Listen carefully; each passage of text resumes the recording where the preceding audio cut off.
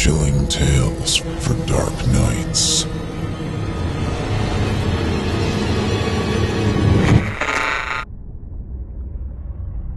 The following performance is a fourth-round entry in the 2017 Evil Idol voice acting competition.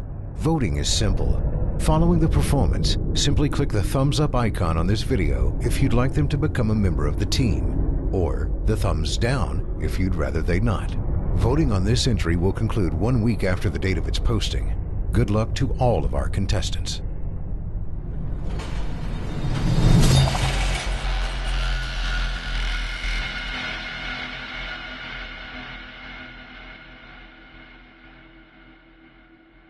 The book doesn't look particularly creepy. There are no ominous images on the cover, no words of foreboding.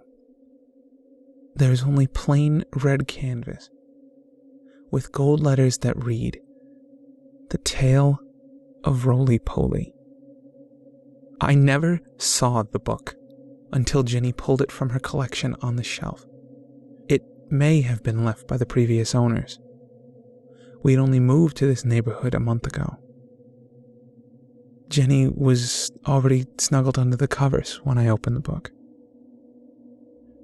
At 6, she was starting to read and never needed to be coaxed to bed if I promised her a story.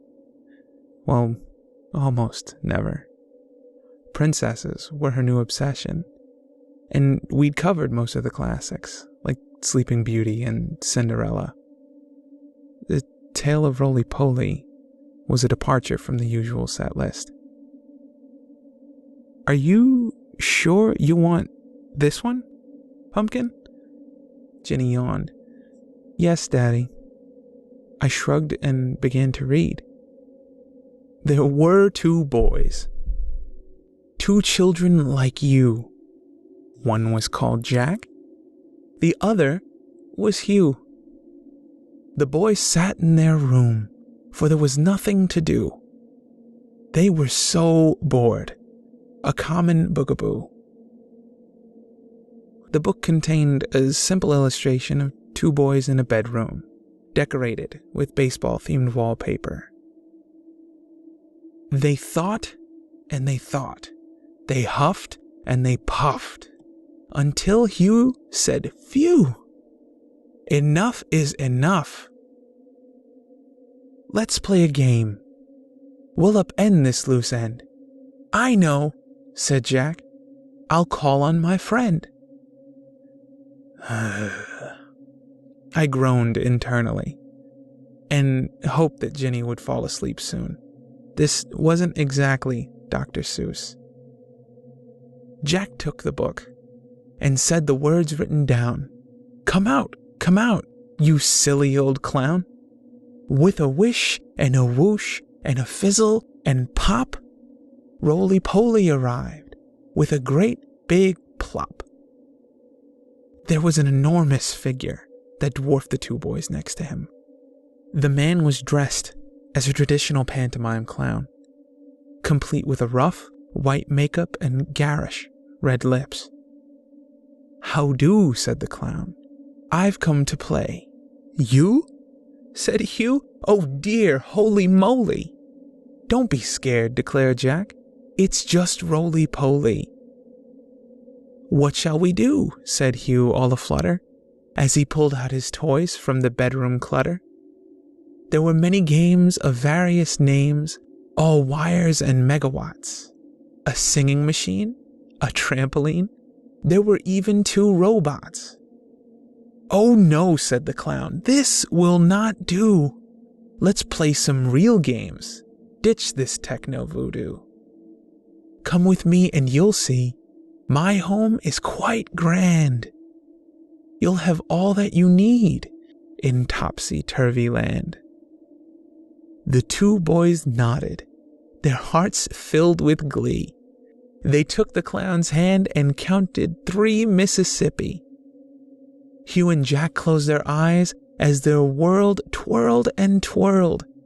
They whooped with joy as a new land unfurled. The clown's home was quite splendid, full of candies and treats The fun never ended. No parents, no chores, no bedtime or rules, no horrible homework from boring old schools.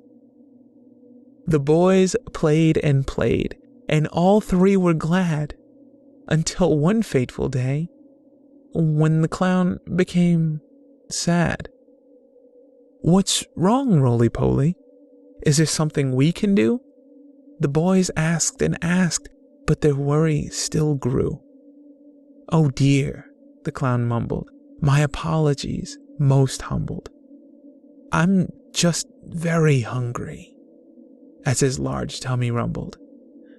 "Would you like chocolate? Or chips? Or gooey cream cake?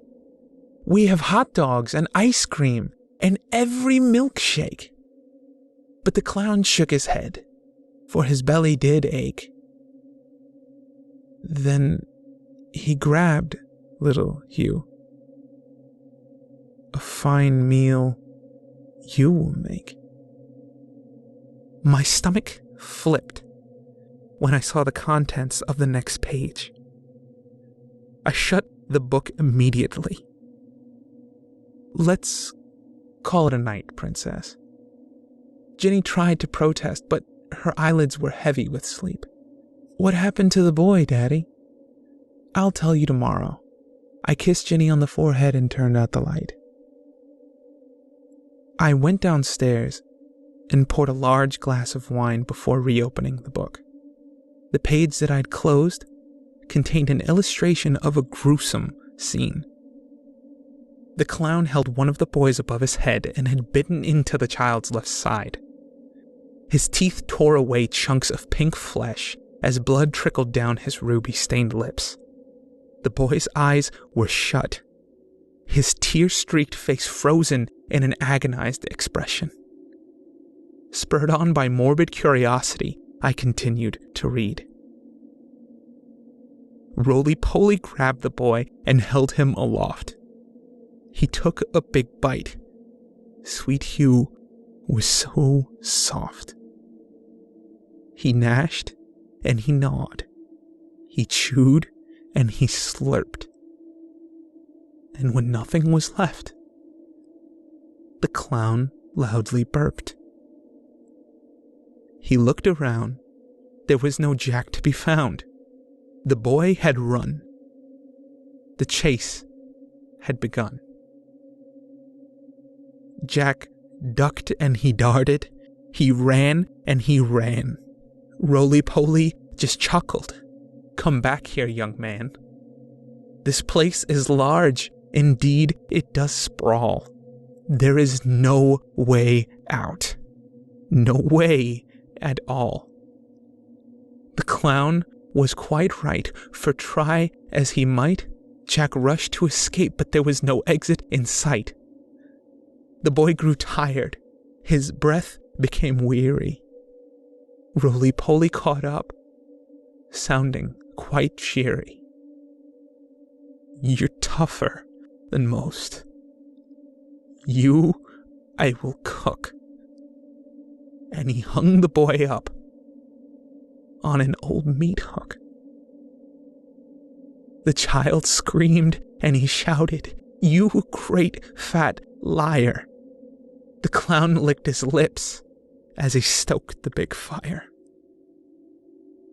I turned to the last page. The boy dangled from a hook over a gaping fire pit. Parts of his skin were cracked and blackened as flames licked his small frame. The clown prodded the fire with a stick in one hand. The other hand waved to the reader as a maniacal smile revealed 2 rows of long, sharp teeth. The clown was so happy. This sweet meat was a treat. Hail to the chef. Bon appetit. The book ended there. I felt the bile rise in the back of my throat. What kind of a twisted, individual writes something like this? It was probably a desperate hack writer looking for some notoriety. Whatever it was, it left a bad taste in my mouth. I finished my wine and threw the book in the trash. I woke up early the next morning and took the paper lying on the doorstep. It was Sunday, but I never liked to sleep in. I put on a pot of coffee and glanced at the headline on the countertop. My heart froze. 5th anniversary of local boy's disappearance. Hundreds have taken part in a remembrance rally to mark the 5th anniversary of the disappearance of brothers Hugh and Jack Healy. The brothers, aged 8 and 6, were abducted from their home on January 7th, 2012.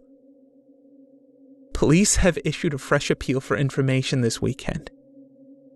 Story continued on page 3. I ran outside and removed the cover of the trash can. Perhaps whoever wrote that book knew something about the boy's disappearance. At the very least, I needed to report this sick material to the police. My stomach lurched as I regarded the contents of the can. The book was gone.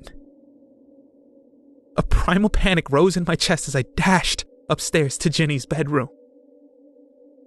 A single piece of paper lay atop the crumpled sheets of her empty bed. Ginny picked a good book, a true tale to excite. But her dad did not like it. He thought it was trite. He stopped the story at the moment of glory. Oh no, not for you. This part is unfit. The clown did not like that. Not one little bit. So Roly-Poly told Ginny, who was ever so skinny, let's have some fun. We'll show that old ninny. And now Ginny plays in the land topsy-turvy, full of sugar and spice, and all things that are girly.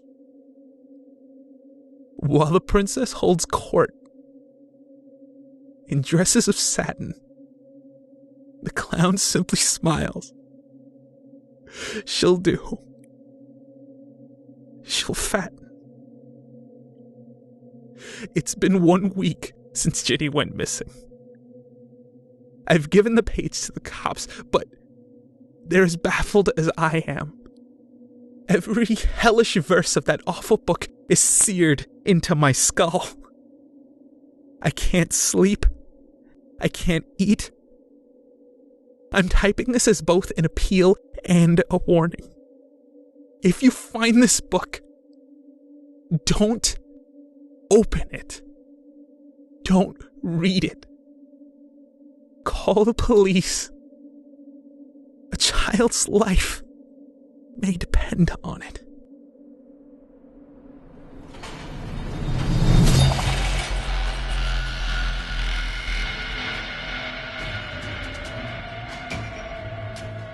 Thank you for listening. If you haven't already, don't forget to cast your vote for this contestant via either a thumbs up or thumbs down vote, and help decide who becomes the next evil idol. In the meantime, turn off the lights and turn on the dark.